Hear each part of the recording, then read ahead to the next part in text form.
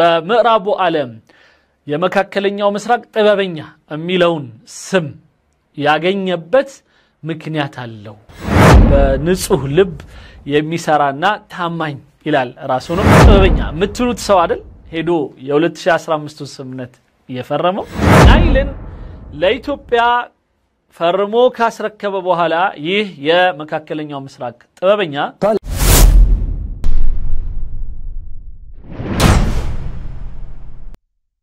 نروح أو نرجع تاني إلى حكيم الشرق الأوسط لسه مكملين مع حكيم الشرق الأوسط عبد الفتاح حسين خليل سعيد السيسي እንግዲህ ዛሬም ከህዳሴ ግድብ ጋር ተያይዞ አብዱል ፈታህ አሲሲ የመካከለኛው ምስራቅ ጥበበኛ ተብሎ የተጠራው ግለሰብ ወይ የግብፁ ፕሬዝዳንት እንግዲህ የመካከለኛው ምስራቅ ጥበበኛ ሲለው ሸንቆር ያረገው ወይም ሸንቆጥ ያረገው ነው እንደ ማነቆር ማለት ነውና ያው በሌላ አነጋገር እሱም ብሎ ጥበበኛ ያው እዚህ ጋር ናይልን ተበላን ወይም አስበሉን ብሎ የሚከሳቸው የአብዱል ፈታህ ሲሲና የአረብ ሊጉ በፊት የሚታሰበውና የሚጠበቀው የነበረው የሲሲ መንግስትና አረብ ሊግ ኦልሞስት ጅና ጓንት ስለሆኑ አረብ ሊጉን የሰራው ራሱ የአብዱል ፈታህ ሲሲ መንግስት ወይም ደግሞ ከሱ በፊት የነበሩት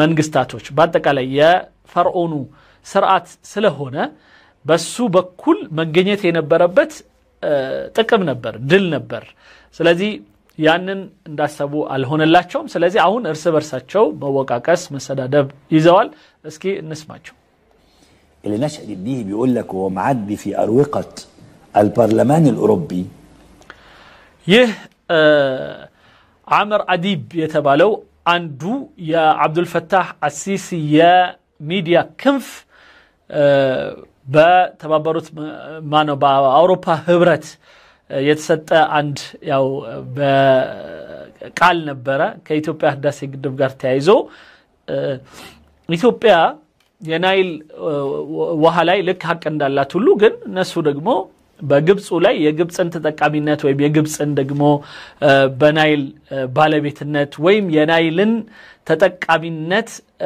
እና ወሳኝነት አስመልክቶ ህይወቷ ነው ደምሰሯ ነው ምናምን ልክ ትራምፕ ያለው ነገር ደጋግመዋል ስለዚህ አሁን ያን ተከትሎ የሚባለው ነገር ስሙልኝ ይያለ ነው اللي بيتكون من نواب جايين من دول اوروبا من اسبانيا من البرتغال من ايرلندا من سمعهم بودنه اي أيوة والله زي بقول لك كده وهم بيقولوا على فكره السيسي ده مش عادي ده حكيم الشرق الاوسط لا يه يا مكاكلኛው ምስራቅ ጥበበኛ ሚለውን ቃል ደግሞ ይወሰደው ከተባበሩት የአውሮፓው ህብረት የአውሮፓው ህብረት ከተውጣጡ አንድ እንትኖች የፓርላማ አባላት ተሰብስበው በተለያዩ ነገሮች ሲነጋገሩ ከዛ ውስጥ የመካከለኛው ምስራቅ ጥበበኛ የሚለውን ቃል እንደስም ለአብዱል ፈታህ ሲሲ እንደሰጡት ተጠቅሷል ይላል በዚህ በአምር አዲብ በኩል تخيل ተሰማልኛል ለመሆኑ እንዲህ አይነትም አለ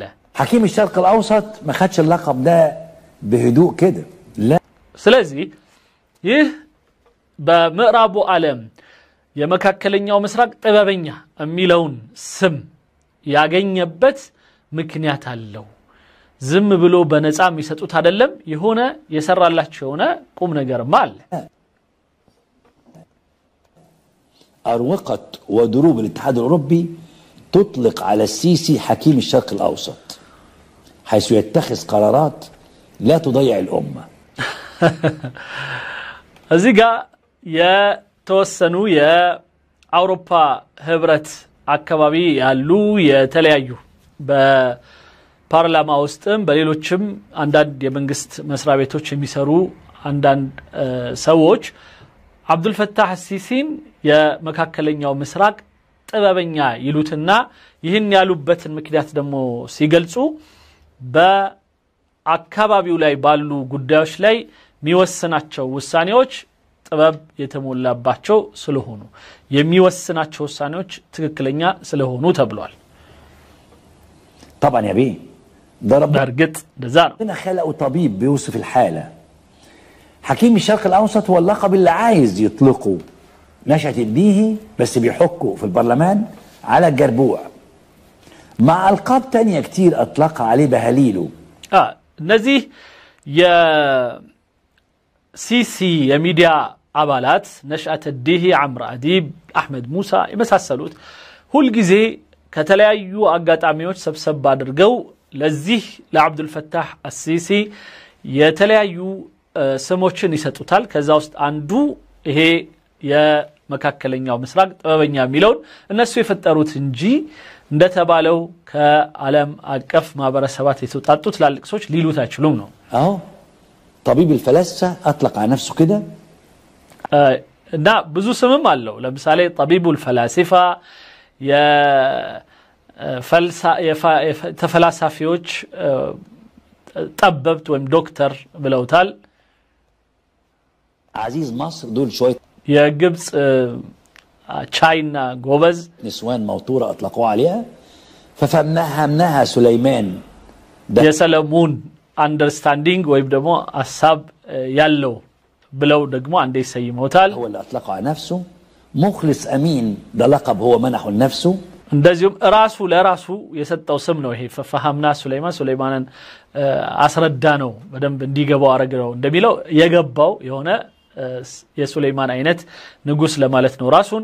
ሌላው አልሙኽሊሱል አሚን እና በጣም ለስራው በጣም ትጉ እና በኢኽላስ ማለት ነው በንጹህ ልብ የሚሰራና ታማኝ ይላል ራሱንም። قاهر الاعداء ጠላትን አሸናፊ ይላል። صحفي بقرشين من تحت السلم. صاحب الرؤى ده واحد دغنا አርቆ አስተዋይና ተመልካች ይለዋል። يحلم. منقذ مصر ግብጽን ያዳነ የሚል ስም ተሰጥቶታል። نشأة الديهي بطل السلام የሰላም ጀግና ይሉታል። حفله اللي اتعملت له اخراج ميدو شعبان ይሄም ያው የተለያዩ ጋዜጠኞችን ስም ይጠራል። ይሄን ስም ያወጣለት ገሌ ነው ይሄን ራሱ ነው የሰየመው ያለ ማለት። صمام الامان ده الاغاني اللي اتعملتها له. ደግሞ አንድ ዘፋኝ የዘፈነለት ነው صمام الامان የደህንነት ዋና ቁልፍ ብሎ ጠርቶታል። حكيم الشرق الاوسط احنا كده የመጨረሻው ደግሞ የመካከለኛው ምስራቅ ጥበበኛ ብለውታል። 2 4 5 و5 كمان عندك يبقى 10 القاب بس. ስለዚህ በትንሹ በዚህ ሳይድ 5 በዚህ ሳይድ 5 10 የተለያዩ ስሞች ወጥተውለታል ለአብዱል ፈታህ አሲሲ። ب10 سنين يعني كل سنه لقب. ስለዚህ ይሄ ማለት 10 አመት ነው የገዛና በ10 አመት አንዳንድ ስም ይወጣለት ነበር። ስለዚህ 10 ስሞች አሉት ነው። እንግዲህ ሁሉ መግቢያ ነው ወደ ዋናው ከዳሴ ግድብ ጋር የተያዘ ነገሮች እስከሚባል ድረስ አብዱል ፈታህ አሲሲና ሌሎች አብረው የተዘላዘሉ ነው። انما بمناسبه الالقاب والنياشين دي وحكيم الشرق الاوسط وطبيب الفلاسفه امال مين اللي ادى الحق لاثيوبيا انها تبني سد النهضه؟ ይሄ ሁሉ ስም ያለ አብዱል ፈታህ አሲሲ ሆይ ለኢትዮጵያ ህዳሴ ግድብን የመገንባት ፍቃድ የሰጣት ማን ነው? ማለት የዚህ ሁሉ ስሞች ባለቤት ከሆንክ በፍጹም የ2015 ስምምነት አትፈርምም ለማለት ነው። مش برضو كان حكيم الشرق الاوسط اللي وقع الاتفاقيه دي؟ እና ይሄ የመካከለኛው ምስራቅ ጠበብት ወይ ጥበበኛ ምትሉት ሰው አይደል ሄዶ የ2015 ስምምነት የፈረመው? ده كان حكيم الشرق الاوسط اللي باعنا لسد النهضه، باعنا لاثيوبيا في اللقطه دي. اخد اللقطه وخلصني، ما احنا عرضناها كتير.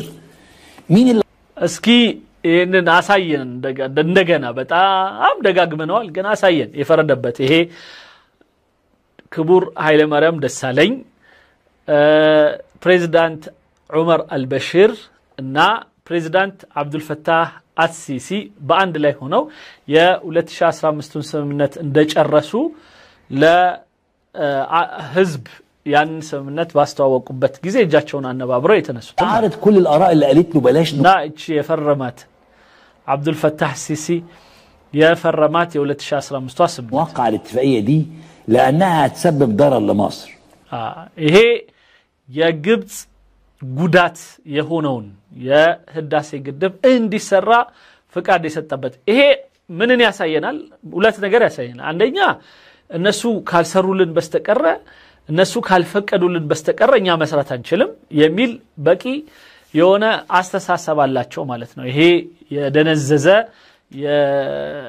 የአስተሳሰብ በስሪታቸው እንደዚህ እንዲያስብ ተደርገዋል ማለት ነው ሌላው ደግሞ አብዱል ፈታህ ሲሲ ይሄንን በመፈረሙ ያው ሚወቀስ ነው የሚሆነው እስከዛሬ ድረስ የነበሩት ነገስታቶች ወይ መሪዎች ፈጽሞ አልፈረሙም እና አልፈቀዱም ስለዚህ በእነሱ ምክንያት ነው ኢትዮጵያ ግድብ ያልሰራችው ያለን ነው مين هو قال لهم لا مالكوش دعوه انا همارس سحر خاص زي ما قالت እዚህ ላይ የተለያዩ ሰዎች ታው አትፈርም ሲሉት ግድ የለም እኔ የራሴ የሆነ አስማት አለኝ እና ታውኝ ለፈርምና ከዛ በኋላ እኔ አስማማለሁ ኢትዮጵያንም ንጉሱንም እንደዚሁም የኢትዮጵያ ህዝብንም በእጄ መያዝ እና የማሳመኛ አስማት ስላለኝ ታውኝ ብሎ ነበር مدى مصر قالت لا لا لا لا لا انا ليا تاثير خاص على الرئيس الاثيوبي وعلى الشعب الاثيوبي يا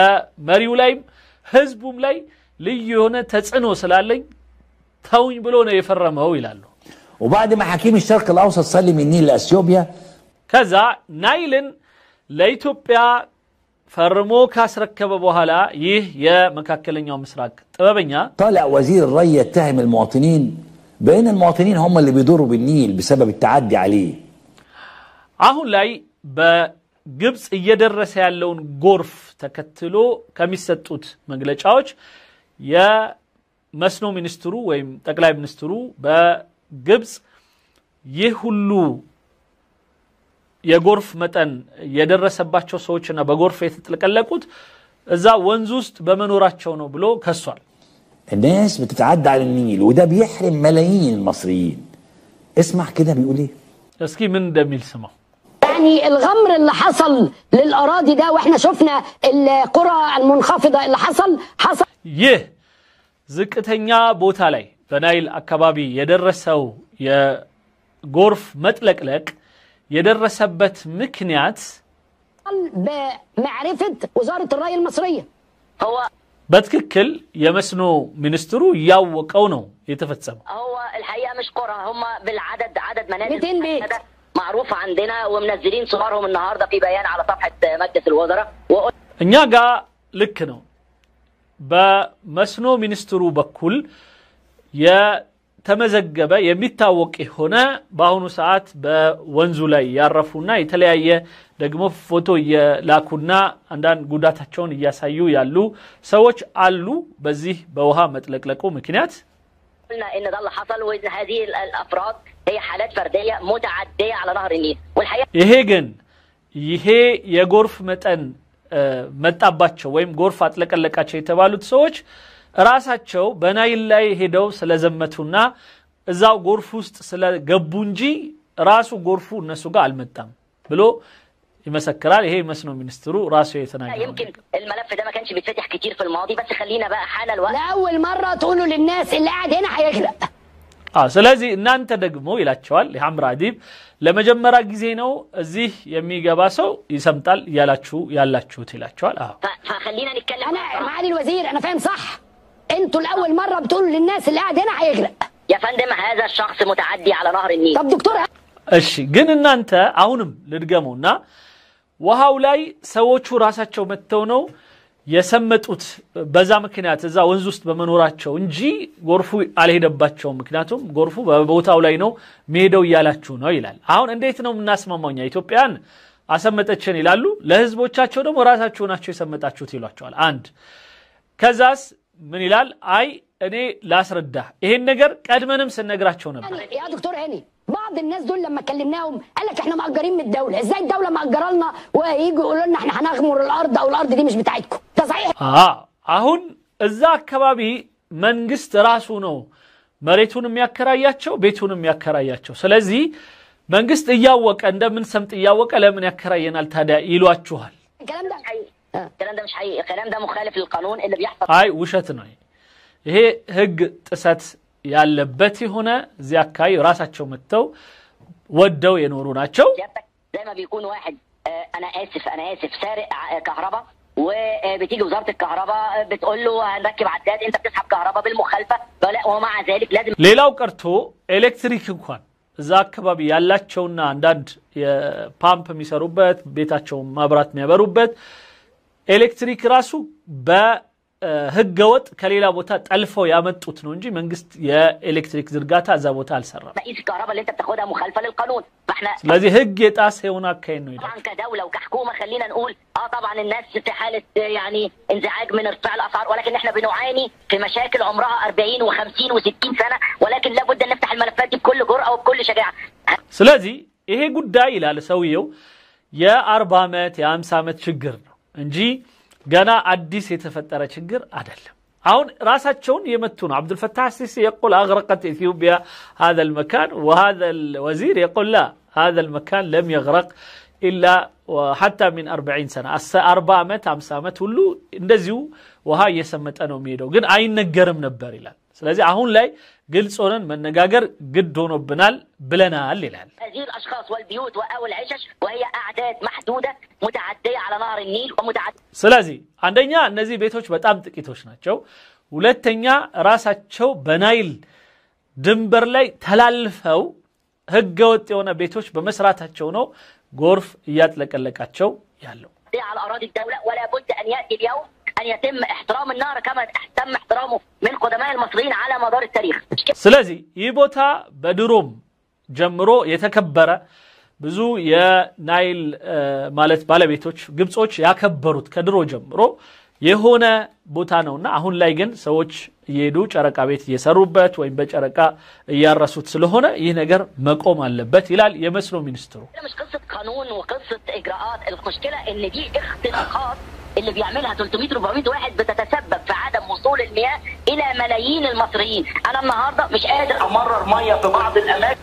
ስለዚህ እንዳውም ይላል ይሄ አሁን ላይ 400 ሰው 300 ሰው አሁን ሰመጣ የሚባለው ሰው በሚሰራቸው አንዳንድ አልባሌ የሆኑ ስራዎች ናይል ወደ ታች ወርዶ ብዙ ቦታ ላይ እንዳይገባ አንዳንድ ጥፋት ሁሉ እየተሰራ ነው ይላል። ይሄ ማለት የማገድ ስራ ወንዙ ላይ ይሰራል እየጠለፉ ያው በመስኖ ስለሚወስዱት ማለት ነው። معلش يا كابتن هاني سويلم، هو انت ما عندكش دم؟ هو لما يعني اللي انتوا بتقولوه انت وعمرو اديب ضد المنطق. አንደኛ ይላቸዋል አሁን ሃኒ ስወይላም ሃኒ ስወይልም ማለት የመስኖ ሚኒስትሩ ነው። እንደዚሁም አምር አዲብ ሁለታችሁ ምንድነው የምታወሩት? አንደኛ የምትሉት ነገር ራሱ ከሎጂክ በጣም ይለያያል ወይም ይጣረሳል። وعمرو اديب اصلا طبال ومنافق. አምር አዲብ የሚባለው አጨብጫቢ ነው እና ሙናፊቅ ነው ይለዋል ማለት አስመሳይ ነው ያው ከበይሲሲ ጋር ምናምን በተያዘ ፖለቲካው ማለት هو انت جاي دلوقتي بتقول لعمرو اديب هات اول الفيديو كده معلش يا كابتن بيبي الله يخليك، اول الفيديو خالص انت بتقول لي ان ال 400 واحد دول، نسمع اول فيديو كده معلش.